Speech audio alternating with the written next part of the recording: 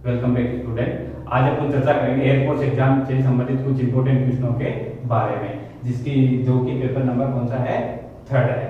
ध्यान रखना, 1 से लेकर 10 तक के क्वेश्चन पहले अपलोड कर दिए गए थे। आज उस कड़ी को थोड़ा सा आगे बढ़ाते हैं, 11 नंबर से क्वेश्चन को यहाँ स्टार्ट करेंगे। और ध्यान रखिए, जो कक्षा 11-12 के बच्चे हैं उनके लिए भी काफी महत्वपूर्ण रहने वाला सत्र रहेगा। तो मेरे साथ इस क्वेश्चनों को देखें, प्रैक्टिस भी करें, ठीक है। रफली आप उसको प्रैक्टिस करें और कॉन्सेप्ट क्लियर करें, ताकि आपका आने वाला एग्जाम अच्छे से निकले और ज्यादा से ज्यादा मार्क्स आप उसमें क्या कर सको, कवर कर सको। तो चलते हैं अगले क्वेश्चन की ओर, जो कि 11 है। क्या कह रहा है, किसी प्रत्यावर्ती धारा परिपथ में प्रवाहित धारा, ठीक है। अब देखो एक ऐसा सर्किट दे रखा है जिसमें आपको करंट एक इक्वेशन की फॉर्म में दे रखा है, राइट। I बराबर 1 + 10 sin 314t एम्पियर है। तो एक पूर्ण चक्र में धारा का औसत मान क्या होगा। एक सर्किट में आपको करंट एक इक्वेशन के तौर पे दे रखा है। एक चीज आपने पढ़ा होगा कि जो अपनी इक्वेशंस होती है I की, A sin omega t, right. अगर इसका पूर्ण चक्र की बात करें और पूर्ण चक्र की बात करें तो साइन या कोस, साइन हो या कोस, इसके पूर्ण चक्र का मान कितना होता है, 0 से t के लिए 0 होता है।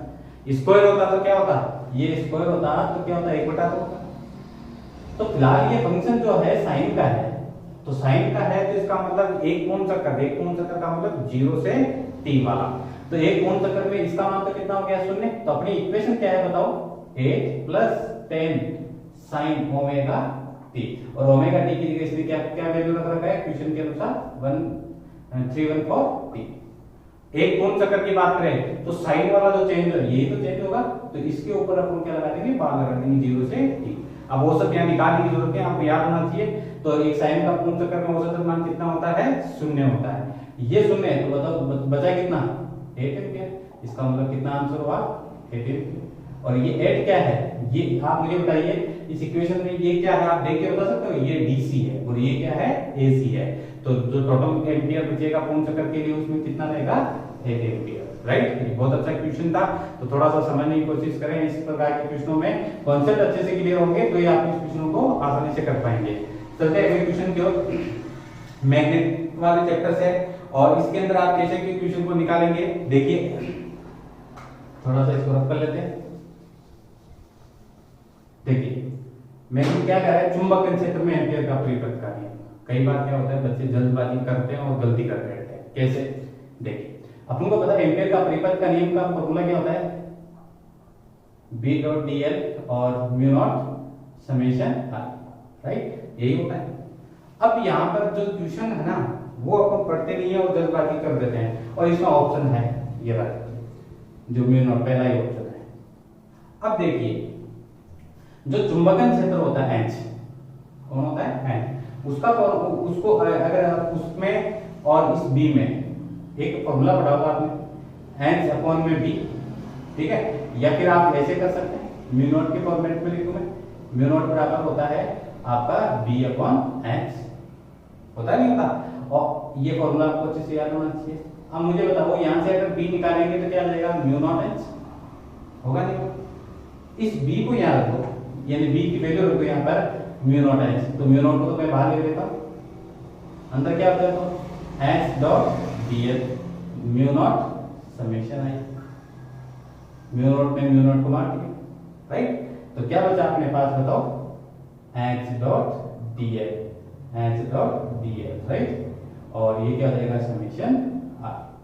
तो बताओ एम्पियर का परिपथ नियम क्या हुआ, H.dl बराबर समेशन I।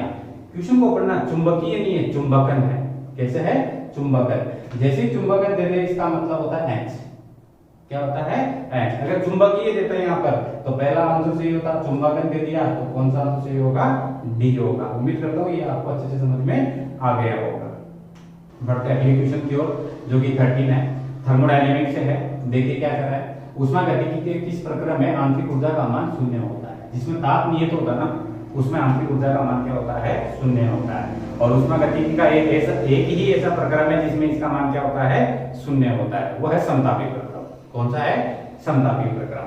अब समस्या क्या है कि यहाँ पर जो आप समतापी ढूंढने बैठोगे तो आपको दिखेगा नहीं, क्योंकि वो उसको क्या लिख रखा है, इंग्लिश में लिख रखा है, राइट। जिस प्रकार से निकटदर्शी दोष, दूरदर्शी दोष को लिखा जाता है हाइपरमेट्रोपिया और दूर वाले को हाइपरमेट्रोपिया, निकट वाले को मायोपिया रोग के रूप से लिखा जाता है। उसी प्रकार यहाँ समतापी समतापी क्वेश्चन ईजी है, लेकिन वहां पर यहाँ बच्चे मार खा जाएंगे कि ये क्या है। ठीक है, तो सबसे पहले तो वो प्रक्रम कौन सा होगा, समतापी। आंतरिक ऊर्जा शून्य जिसमें होती है वहां ताप इक्वल होना चाहिए, ताप सेम होना चाहिए, और समतापी। अब इसमें से समतापी को पहचानना है, तो किसको कहते हैं समतापी, आइसोथर्मल को कहते हैं। क्या कहते हैं, आइसोथर्मल। तो ये इसको क्या कहते हैं, समतापी प्रक्रम, राइट। तो इसका मतलब अपना आंसर कौन सा हुआ, यहाँ पर ए हुआ। ध्यान रखना, आइसोकोरिक को क्या बोलते हैं, समायत्री। क्या बोलते हैं, समायत्री। आइसोबेरिक को क्या बोलते हैं, समतापी।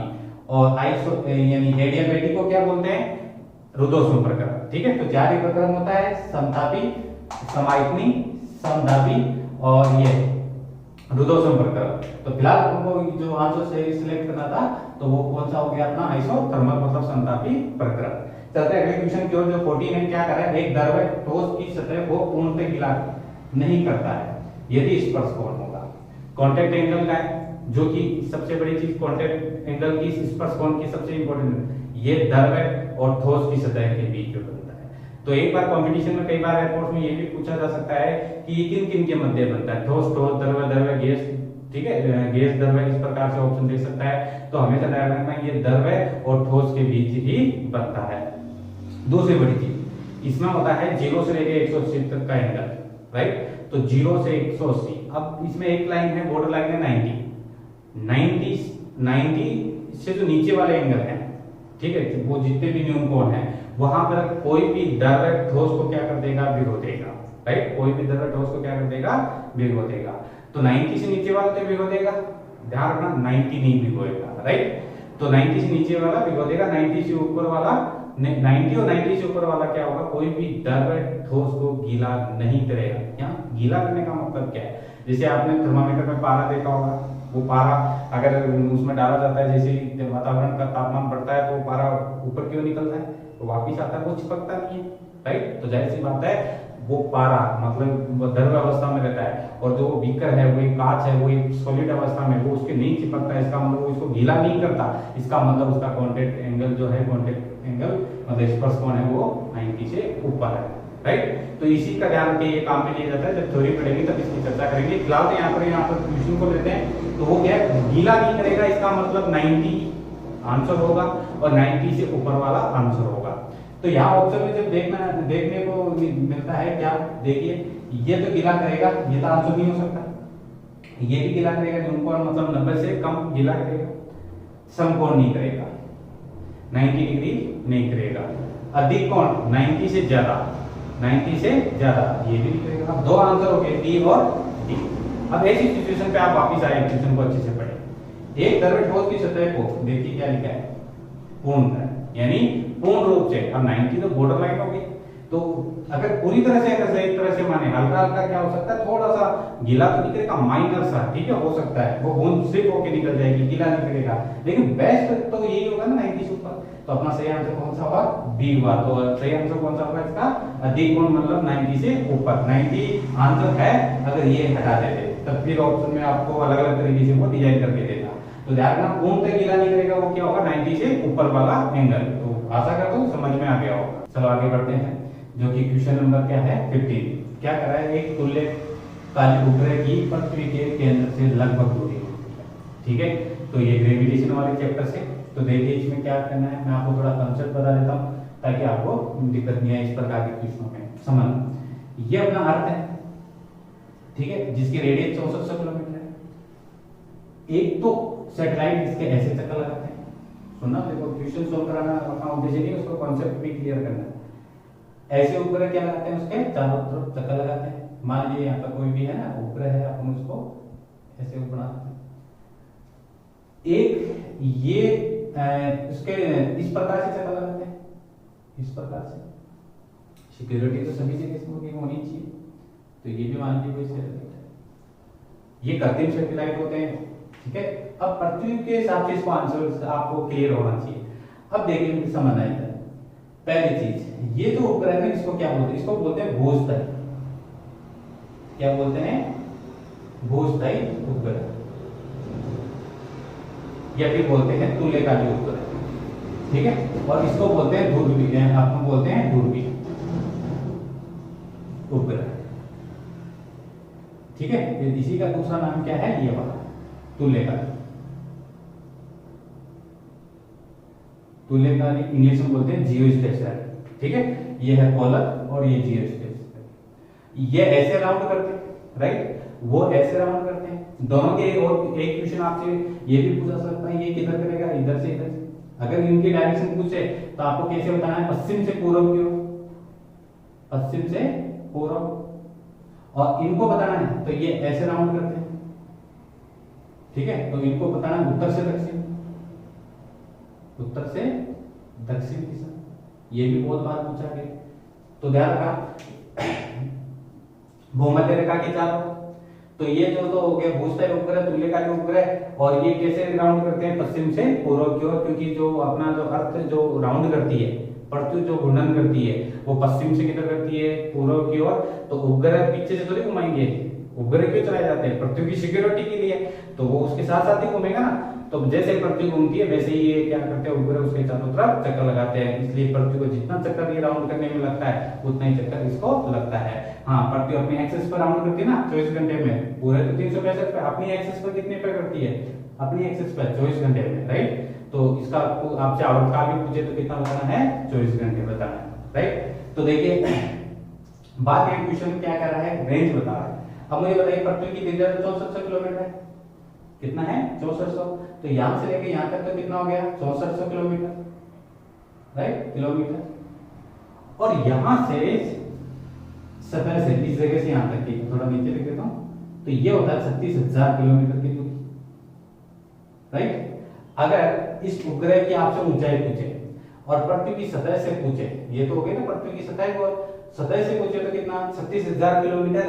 और केंद्र से पूछे तो दोनों को ऐड करेंगे भाई, केंद्र से पूछे तो ये दोनों ऐड होगी नहीं होगी, तो दोनों को ऐड करेंगे। 36,000 और 6400 कितना हो गया, 42,400 हो गया क्या, 42,400 किलोमीटर, लगभग 42,000 किलोमीटर की दूरी हो गई। अगर इसकी बात करें तो ये तो 6400 है, तो 21 का फर्क है इधर और इधर में, लेकिन आप 6400 माने, लेकिन ये इंपॉर्टेंट है, सतह से 512 किलोमीटर, राइट। ये चीज है, तो ध्यान रखना आपसे ये पूछे है कि दूरी उपग्रह की सतह से ऊंचाई कितनी है, 512, केंद्र से पूछे तो कितना, 512 प्लस 6400 किलोमीटर, ठीक है, अप्रोक्सीमेट आप लिख देना उसमें। और इसका भूस्थायी या तुल्यकालिक उपग्रह का आपसे पूछे तो क्या बताना है आपको, अगर सतह से पूछे तो कितना, 36,000, केंद्र से पूछे तो 36,000 प्लस 6400 मतलब 42,400 किलोमीटर होगा, राइट। उम्मीद करता हूँ दोनों क्वेश्चन अच्छे से समझ में आ गए होंगे। अब क्वेश्चन का रेंज क्या कर रहा है, तुल्यकालिक उपग्रह की उपग्रह पृथ्वी के केंद्र से, देखो क्या दे रखा है उसने, केंद्र से मतलब यहाँ से। अब यहाँ से यहाँ कितना बताओ, 42,400, देखो, लेकिन इसमें लगभग दे रखा है तो देखो 42,000, तो सही आंसर क्या हुआ इसमें, 42,000 किलोमीटर। ध्यान रखना, जल्दबाजी क्या करते हैं बच्चे, पढ़ते ही नहीं है, उनको 36,000 रखा हुआ होता है और 36,000 के क्या लगा देते हैं, टिक लगा देते हैं। ये नहीं समझते वो पूछ कहां से रहा है, और ये भी पता नहीं होता है कि कौन से सैटेलाइट की बात कर रहा है, ये वाले सैटेलाइट क्या ये वाले सैटेलाइट, राइट। तो इसका थोड़ा सा इसका ध्यान रखना, और ध्यान रखना इसके आप मिनिमम कितने, मैक्सिमम कितने लगाओ, सोर्स साइकिल मिनिमम पूछा जाए कितने उपग्रह मिनिमम चाहिए, ताकि पृथ्वी की चारों तरफ से क्या हो जाए, सिक्योर हो जाए। आप मुझे बताइए, पृथ्वी तो गोल है ना, तो बहुत बड़ी गोल है, राइट। अब एकला आदमी पृथ्वी को ऐसे देखे, मेरे जैसे सामने खड़ा हो जाए तो उसको नजर रख सकता है क्या, तो पीछे वाला छूट जाएगा। मैं इस पेन को एक पृथ्वी मानूं, मैं इधर का देखूंगा तो इधर वाला कोई इधर से आक्रमण कर देगा, राइट। अगर मैं ऐसा खड़ा कर दूं तो उधर से आ जाएगा, इस प्रकार से तो पूरी सिक्योरिटी तो नहीं। तो ये भी एक क्वेश्चन आता है कि तुल्यकालिक उपग्रह या भूस्थायी उपग्रह की न्यूनतम कितनी आवश्यकता होती है ताकि पृथ्वी की संपूर्ण सुरक्षा की जा सके, तो न्यूनतम कितने होंगे, 3 प्राइमरी 120 पर खड़े करेंगे उनको, एक इधर एक इधर एक इधर, क्योंकि वो आराम से 120 डिग्री, एक आदमी 120 डिग्री तक आराम से उसमें एक जगह से खड़ा होकर देख लेगा, राइट। तो 3 जगह, इसकी जो मिनिमम कितना होती है, 3 की आवश्यकता होती है, और इसके ऊपर और नीचे एक रेख, इसमें कितनी की होती है, 2। तो आशा करता हूँ ये क्वेश्चन भी आपको अच्छे से समझ में आ गया होगा। तो इसमें छोटे छोटे बहुत सारे क्वेश्चन थे, वो भी मैंने आपको समझा दिए। अब आगे बढ़ते हैं अगले क्वेश्चन की ओर। तो देखिए क्या कहते हैं, यह है आपका इसका इलास्टिसिटी से क्वेश्चन है। देखिए क्या कह रहा है, दो विभिन्न पदार्थ x तथा y के लिए प्रतिबल विकृति ग्राफ खींचे जाते हैं। और यही इलास्टिसिटी का ग्राफ यही होता है। प्रतिबल विकृति का ग्राफ का ढाल क्या बताता है, कंफर्म है, तो इलास्टिसिटी मतलब प्रत्यास्थता को बताता है। यहाँ प्रेक्षण किया गया है, मतलब ये प्रैक्टिकल किया गया है कि पदार्थ x का चरम सामर्थ्य बिंदु, कौन सा बिंदु, चरम सामर्थ्य बिंदु मतलब लास्ट वाला, ठीक है, जितना उसको खींच सकते हैं वो वाला बिंदु, और विभंग बिंदु मतलब लास्ट टूटने वाला बिंदु। खींच एक तो रबड़ को अपन खींचते हैं, अब ये हो गया, अब एक लास्ट और खींचते हैं, अब खींचा तो टूट जाएगा, तो ये तो टूटने वाला बिंदु है, एक दूसरे के निकट है और y के लिए काफी दूर है। अब देखो इसमें दो गणित उलझा दिया, क्वेश्चन से घबराई नहीं, समझे, मैं आपको एक सिंपल से रास्ते से बताता हूँ, कोई इसको रखने की जरूरत नहीं है, सीधी सी बात है। अगर चरम सामर्थ्य बिंदु और विभव बिंदु मतलब टूटने का बिंदु, एक तो अगर लास्ट खिंचाव और खिंचाव के बाद में भी वो बॉर्डर क्रॉस कर रहा है वो वाला, ये अगर ज्यादा है, राइट, अगर ये ज्यादा है तो वो तन्य है मतलब तन्य योग्य, और ये कम है तो वो क्या है, भंगुर है, मतलब टाइट है। तो सीधी सी बात है, देखो क्या बोल रहा है, x पदार्थ के लिए तो ये दोनों बिंदु निकट है, निकट का मतलब भंगुर है, और y के लिए क्या है, काफी दूर है, मतलब उनको खींचा जा सकता है, तो वो तन्य है मतलब तन्य योग्य है, रबड़ के जैसे है, तो मतलब वो क्या है, तन्य है। तो इसका मतलब क्या हुआ, y तो काफी दूर है, तो y के लिए तो क्या हो गया, तन्य, और x नजदीक है तो उसके लिए क्या हो गया, भंगुर हो गया। तो अपना आंसर क्या होगा, भंगुर एवं तन्य। तो देखिए इसमें कौन सा आंसर है, भंगुर और तन्य, तो सही आंसर कौन सा होगा, इसमें डी हुआ। ध्यान रखना, गलत मत पढ़ लेना, ऑप्शन में उल्टा भी लिखा हुआ है, तन्य और भंगुर भी लिखा हुआ है, लेकिन जो पहले है आंसर उसी का दिया जाएगा। x का नजदीक है तो भंगुर है, y का दूर है दोनों बिंदु तो वो तन्य योग्य है, मतलब तनाव कर उसमें काफी खिंचाव है, रबड़ के जैसे वो क्या कर सकता है, बढ़ सकता है। उम्मीद करता हूँ ये क्वेश्चन आपको अच्छे से समझ में आ गया होगा। चलते हैं अगले क्वेश्चन की ओर, क्या है 17, मैकेनिक्स से जुड़ा हुआ क्वेश्चन है। दो बार W1 और W2 एक बाहरी डोरी के दोनों सिरों से बंधे हैं, राइट, दोनों सिरों से एक बार जो गिरनी होती है उससे बंधे हुए हैं। एक घर्षण रहित गिरनी एक समान त्वरण से G से क्या जा रही है, ऊपर जा रही है, ठीक है। डोरी का क्या ज्ञात करना है आपको, टेंशन मतलब तनाव आपको क्या करना है, ज्ञात करना है। देखिए अपन इसकी शक्ल उठा कर लेते हैं, मतलब ये जो W है इसको M1 मान लेते हैं एक बार के लिए। तो आपको ये तो पता होगा कि इस प्रकार की जो गिरनी होती है उसमें मान लीजिए ये वजन एक M1 है और एक M2 है, राइट। तो इसका टेंजेंट अवे फ्रॉम बॉडी, ये T, इन दोनों को बैलेंस करने ये वाला है 2T। फिलहाल इस T की चर्चा कर रहा है, तो आपको पता है इस T का फॉर्मूला क्या होता है, आप ये तो याद होगा सबको, 2M1 M2 और M1 प्लस M2 और फिर ऐसा बाहर की तरफ क्या है, राइट, दो के लिए। अगर आप लोगों को इसमें अगर निकालने में प्रॉब्लम आती है इस टॉपिक में तो मुझे कमेंट सेक्शन में बताना, ताकि इस टाइप के क्वेश्चन का आप ज्यादा से ज्यादा क्या करें, प्रैक्टिस करें। देखिए ये फॉर्मूले है ना, ये आपको एक दो को याद रखने होते हैं, बाकी याद नहीं रखने होते, इनको निकालना पड़ता है, ठीक है। उसके लिए आप पूरा थ्योरी पढ़ेंगे तब, अगर आपको कोई प्रॉब्लम है तो मुझे बताना। 2M1 M2 M1 plus M2 वाला फॉर्मूला।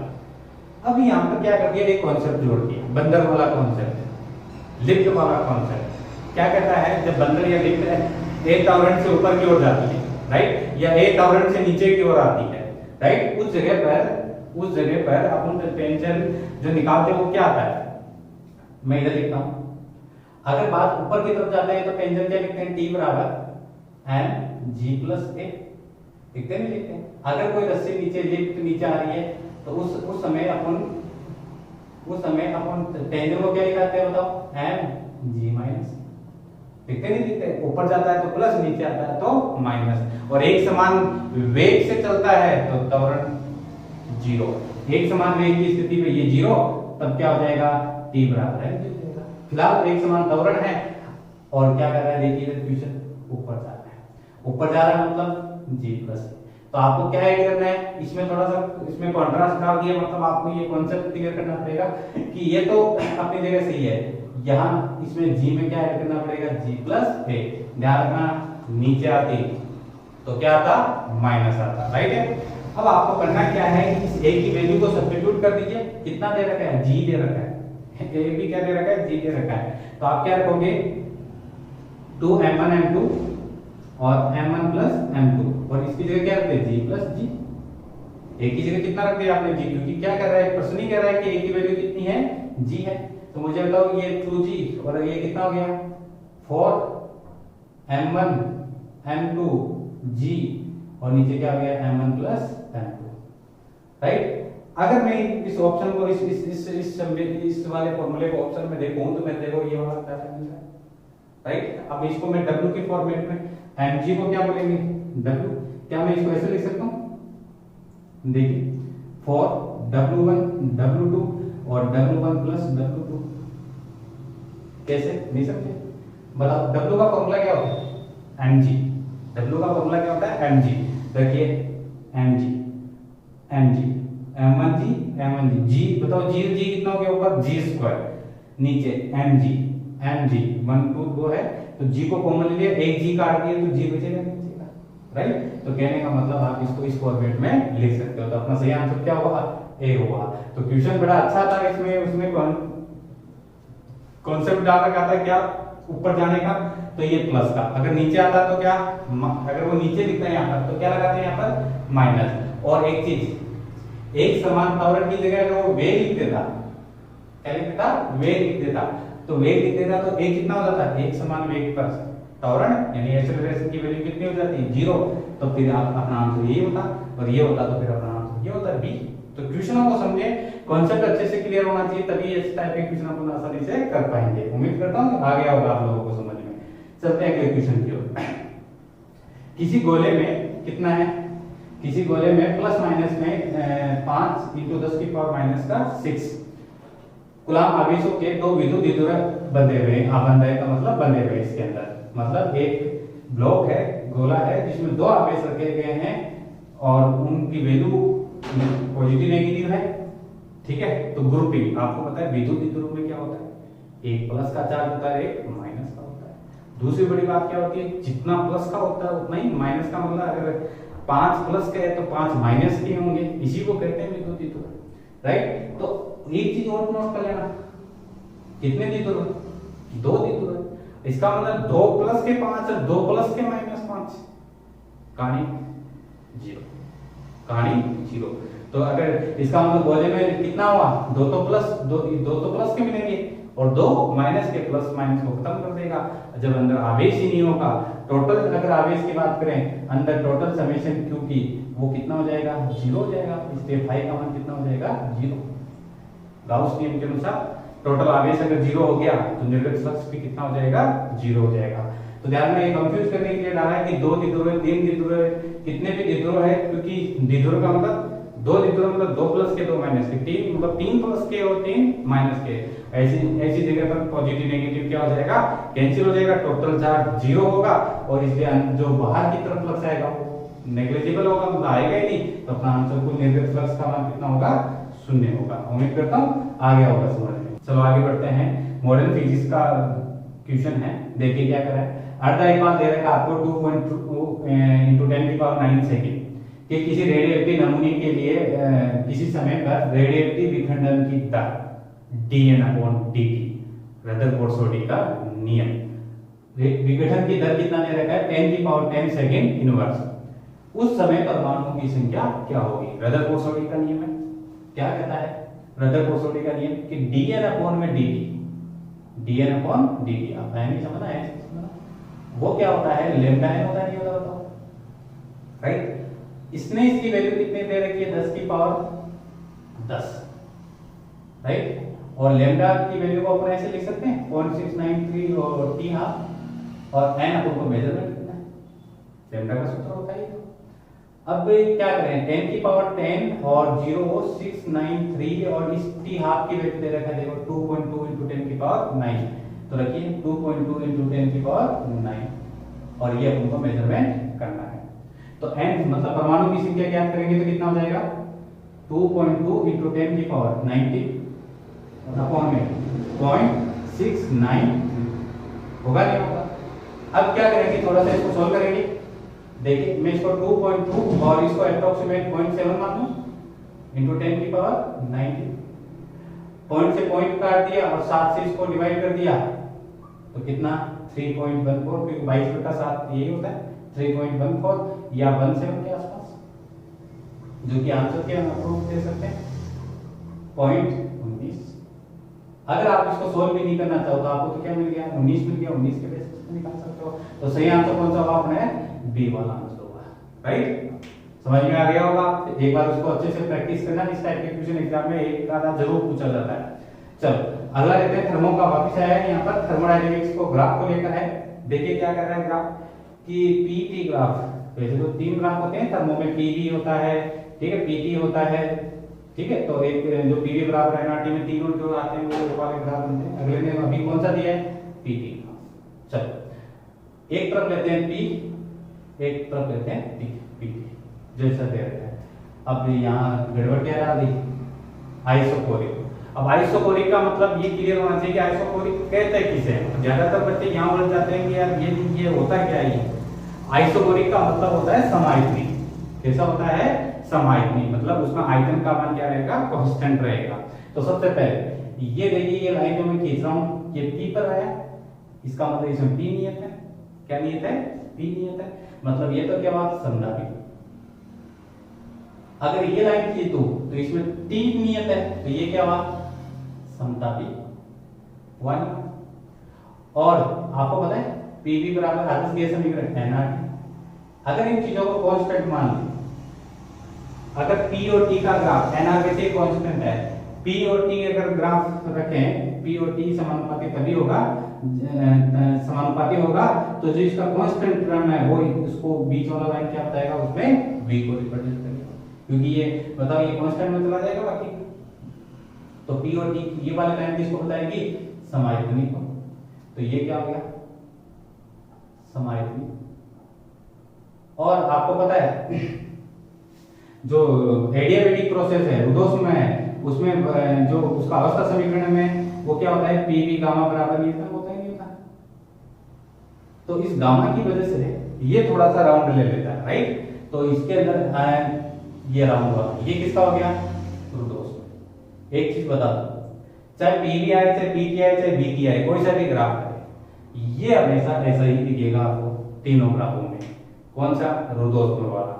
बाकी अपनी अपनी जगह पर सब ग्राफ अलग अलग तरीके से बनते हैं। तो इस ग्राफ का थोड़ा सा करना बड़ा इंपॉर्टेंट वाले ग्राफ है। अब आपसे पूछा है कि इसमें से ये समायतनी वाला कौन सा है, तो ये वाला होगा। अब इसको कितना नंबर दे रखा है 3, तो 3 यहाँ पर क्या ऑप्शन है बी ऑप्शन है, राइट। तो आज से समझाने पूछ सकता था। इस प्रकार से आप ट्यूशन की अच्छे से तैयारी करें, इस प्रकार का क्वेश्चन एग्जाम में पूछा जा सकता है।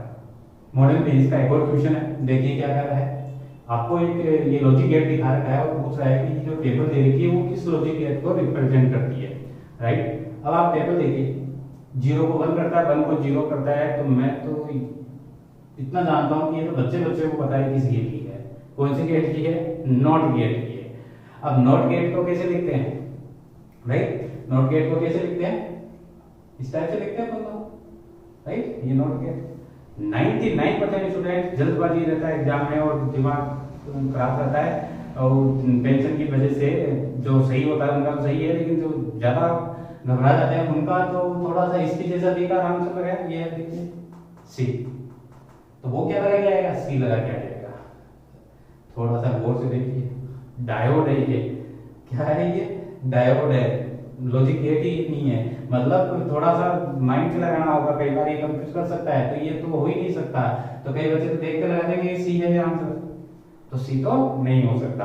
तो फिर अपन को आगे क्वेश्चन की ओर सोचना है। वो क्या कह रहा है कि आपने ये पढ़ा होगा नेंड गेट से, आपको पता है नेंड और नॉर को सार्वत्रिक कहा जाता है, यूनिवर्सल कहा जाता है। क्यों कहा जाता है कि जो नेंड गेट होता है और जो नॉर गेट होता है उन गेट से अपन क्या बना सकते हैं एंड गेट बना सकते हैं, और गेट बना सकते हैं और नॉट बना सकते हैं, इसीलिए उनको यूनिवर्सल का दर्जा मिला है। तो पता है कि जब आप नेंड गेट लोगे, ये नेंड गेट ले लिया, राइट। तो ये नेंड गेट ले लिया मैंने और ये नेंड गेट ले लिया, इसमें इनपुट करवा दिया हमने ए और बी, राइट, ए और बी। अब ये सबसे पहली शर्त है कि ये जो नॉट गेट है, कौन से गेट है, तो नॉट गेट की शर्त क्या है कि आप इनपुट एक करो, क्योंकि नॉट गेट में एक ही इनपुट और एक ही आउटपुट होता है। अब जैसे ही आप मुझे बताओ यहां पर आएगा तो ये ए जाएगा इसमें, तो यहां पर आउटपुट क्या आएगा ए डॉट ए, ये क्या निकलेगा ए dot A, right, A dot. जैसे सपोज मानिए ये 1 है तो तो यहाँ क्या होगा, इधर भी 1 इधर भी 1, तो 1 और 1 का मल्टीप्लाई कितना है, 1। अब 1 पे जा, ये तो 1 निकाल देगा बात, क्या निकाल देगा 1, और अपन को 1 पे क्या चाहिए, 0 चाहिए। इसका मतलब यहाँ पर नॉट गेट का जैसा अपन को ये सिंबल लगाना है, ये नॉट गेट का सिंबल, जो कि इसका नेम गेट होता है। तो बताइए अब ये चीज 1 को क्या कर देगा, 0 कर देगा, मतलब ए बार कर देगा, राइट। तो इसका सही आंसर कौन सा हुआ, ये वाला। या फिर और में होता, और नॉर को कैसे बदलते हैं, ये देखिए, ये नॉर ऐसे होता है, इस प्रकार का होता है। ये दोनों ही नॉट है, मतलब अगर मैं ये कहूं कि ये भाई साहब 3 ए और ए बार तीनों एक ही चीज है, ये है नेम से नॉट, ये नॉट से नॉट, और ये भाई साहब नॉट है।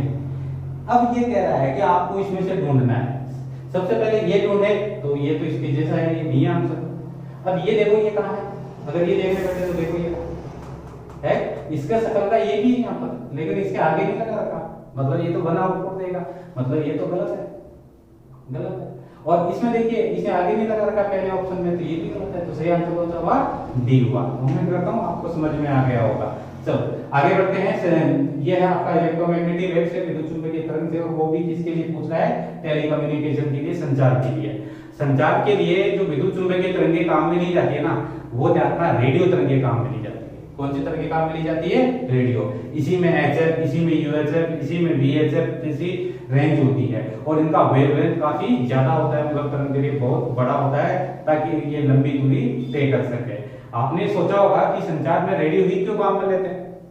आप देखिए गामा जो होता है, आप बताइए इस गामा का तरंगदैर्घ्य कितना सा होता है, छोटा होता है, और रेडियो का काफी क्या होता है, बड़ा होता है। समझाने के लिए किलोमीटर में होता है, राइट। अब इस बंदे को ये एक तो छोटे बच्चे को मार्केट में जैसे सामान लेके आया, और एक बड़े बच्चे को 40 साल के बच्चे को 100 साल के, ठीक है 80 साल के बच्चे को भेजे, तो क्या होगा कि जैसे उसको मार्केट भेजेंगे तो वो जल्दी जाएगा। ये छोटा छोटा बच्चा है, इसको भेजेंगे तो ये तो छोटे छोटे कदमों से जाएगा, तो काफी समय लगेगा। तो ये जो तरंग जा रही है, इसको बोलते हैं रेडियो तरंग। कौन सी तरंग, रेडियो तरंग। अगर इसको भेजेंगे तो ये लंबे लंबे पैर रखेगी, मतलब इसका जो तरंगदैर्घ्य होता है वो काफी लंबा होता है, किलोमीटर में चलता है, राइट। और सबसे छोटा तरंगदैर्घ्य किसका होता है, गामा का होता है। किसका होता है, गामा का। इसलिए संचार में कौन सी तरंगों को काम में लिया जाता है, रेडियो तरंगों को काम में लिया जाता है। अब समस्या, ऑप्शन में रेडियो है ही नहीं, ऑप्शन में रेडियो है ही नहीं। तो फिर नंबर 2 की चर्चा होती है। नंबर 2 आता है माइक्रो, इसी के बगल में रहती है, इसे थोड़ी छोटी होती है, ठीक है। जहां पर 50 साल के दादाजी नहीं, 50 साल के आपके तो दादाजी मानते 60 साल में चल बसता है, तो 50 साल के अगर वो नहीं जा सकता तो वहां पर भी कम वाला जाएगा, ठीक है। तो जाहिर सी बात है मार्केट को जाना है। जब रेडियो तरंगे नहीं होती ना, तो जस्ट अगर उसके जस्ट नीचे वाली जो तरंग होती है वो कौन सी होती है, माइक्रोवेव तरंग, जिसको सूक्ष्म तरंग कहते हैं। कौन सी तरंग होती है, सूक्ष्म तरंग होते हैं। एक चीज अच्छे से नोट कर लेना, संचार में काम आने वाली 2 ही तरंगे इंपॉर्टेंट है, एक तो रेडियो तरंग और एक सूक्ष्म तरंग। 2 तरंगे, एक तो रेडियो और एक कौन सी वाली, सूक्ष्म तरंग। दोनों तरंगों को संचार में क्या लिया जाता है, उपयोग में लिया जाता है। अब फिलहाल यहाँ पर क्या नहीं है, रेडियो नहीं है, तो अपना आंसर क्या आएगा, सूक्ष्म तरंग। कई बार क्या होता है, इसको वो माइक्रो भी लिख सकता है, इसी का नाम है माइक्रो, इंग्लिश में कहते हैं। तो इसका मतलब है ना, पहला अगर दोनों ऑप्शन में आ जाए, रेडियो भी और सूक्ष्म भी, और दोनों ऑप्शन अलग अलग है, तो फिर अपन क्या करेंगे, बड़े वाले आदमी को भेजेंगे, मतलब रेडियो तरंगों को ही, आंसर को क्या लगाएंगे, टिक लगाएंगे, ठीक है। तो आपको वहां पर ऑप्शन को कौन से वाले को सिलेक्ट करना है, रेडियो तरंगों को क्या करना है, सिलेक्ट करना है, राइट। उम्मीद करता हूँ अच्छे से समझ में आ गया होगा। चलो बढ़ते हैं अगले क्वेश्चन की ओर। क्या कह रहा है, रैखिक प्रसार गुणांक और आयतन प्रसार गुणांक में क्या संबंध होता है, ठीक है। 3 तरह के प्रसार होते हैं, अल्फा, बीटा और गामा, और ये ज्यादा ये एयरपोर्ट से पूछा गया एग्जाम क्वेश्चन है, तो वो इसका अनुपात ज्यादा पूछता है, या कोरिलेशन भी पूछ सकता है, जैसा कि मैंने यहाँ पर दिया है। तो क्या होता है अल्फा, बीटा, गामा में रेशियो। पहले तो इसका ये ध्यान रखें, अल्फा, बीटा और गामा, इसमें क्या अनुपात होता है, 1:2:3। सभी को पता है, याद कैसे रखेंगे, एक में लंबाई आती है, एक में क्षेत्रफल बदलता है, एक में आयतन। तो लंबाई का में एक ही चीज होती है, क्षेत्रफल में 2 चीजें होती है, तभी उसका मात्रक मीटर स्क्वायर होता है, और आयतन में 3 चीजें मिलती है, इसलिए उसको 3 से याद रखना। तो पहले तो 1:2:3, राइट। अब देखिए इसमें वो छोटे छोटे रेशियो पूछ सकता है। अगर आपसे पहला रेशियो ये पूछे कि अल्फा और बीटा का क्या है, तो आपको तो इतना ध्यान रखना है, अल्फा का मतलब 1, बीटा का मतलब 2 और गामा का मतलब 3। तो बताइए अल्फा का मतलब क्या 1, बीटा का मतलब कितना 2, काम हो गया। अब इसमें आपसे मैं बीटा बताओ, इसमें ये रिलेशन निकालूं तो बीटा बराबर क्या हुआ 2 अल्फा हुआ, नहीं हुआ, राइट। दूसरा अगर मैं इसका अल्फा का गामा का पूछूं, अल्फा और गामा का अनुपात पूछूं, तो अल्फा कितना होता है 1, तो गामा कितना होता है 3, ये 1 है तो ये 3। अब बताइए इसमें गामा निकालूंगा तो कितना हुआ 3 अल्फा, राइट। और इसी प्रकार से थर्ड वाली चीज ले लें अपन कि वो बीटा और गामा ले लें, क्या ले लें बीटा और गामा, ये भी पूछा जा सकता है। तो बीटा कितना होता है 2, गामा कितना होता है 3, और हो गया अपना काम। अगर इसमें क्या निकालेंगे अपन, ये मान लीजिए अपन क्या निकालें गामा निकालें तो कितना हो जाएगा 3/2 बीटा, तो ये हो जाएगा ये वाला, राइट। तो कहने का मतलब देखिए ये किसी का भी अनुपात आपसे क्या कर सकता है, हो सकता है। फिलहाल क्वेश्चन पे आते हैं, क्या कह रहा है रेखिक प्रसार गुणांक। रेखिक प्रसार गुणांक का मतलब अल्फा और आयतन का मतलब गामा, इन दोनों में क्या रिलेशन है, तो अल्फा और गामा ये 1/3 का अनुपात होता है, अगर अनुपात होता तो 1/3 का आता। फिलहाल रिलेशन तो बताओ गामा बराबर कितना हुआ 3 अल्फा, तो गामा बराबर 3 अल्फा, तो सही आंसर कौन सा हो गया बी हो गया, ठीक है। तो इसका थोड़ा सा ध्यान रखना, कई बार क्या होता है कि क्वेश्चनों को इधर उधर करने की क्या करता है कोशिश करता है, तो वो अल्फा बीटा गामा में से किसी का भी आपको रेशियो पूछ सकता है, उनमें संबंध पूछ सकता है, ठीक है। तो आप अच्छे से इसकी प्रैक्टिस करें, उम्मीद करता हूँ आ गया होगा अच्छे से समझ में, ठीक है। सिंपल सी बात है, अल्फा 1 बीटा 2 और गामा 3 किसी का भी आओ किसी का भी अनुपात निकाल सकते हैं। चलो आगे बात करते हैं वोल्टामीटर। एक उपकरण है जो कि उपयोग में लिया जाता है, ट्यूशन पढ़ते नहीं है, और वोल्टामीटर मतलब अपना वाला घर का वोल्टमीटर मिल गया जो कि रोज आए दिन ट्यूशनों में इलेक्ट्रिसिटी के ट्यूशनों में पढ़ते हैं। और वोल्टमीटर क्या माप के देता है, विभवांतर माप के देता है। ध्यान से पढ़िए, वोल्टमीटर नहीं है वोल्टामीटर है।